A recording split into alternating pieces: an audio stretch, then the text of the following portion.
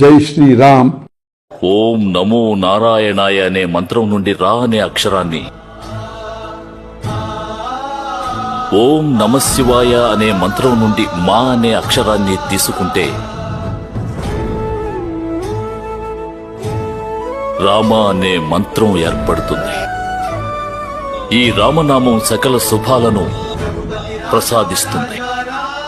ఈ మంగళకర నామాన్ని ఉచ్చరించే వారి బాధలన్నీ తొలగుతాయి. రాముడు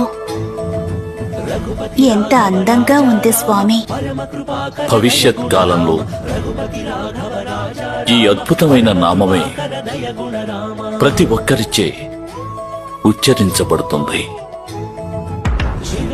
మగుట కుండలాలు తిలకం చతుర్భుజాంగ విభూషణం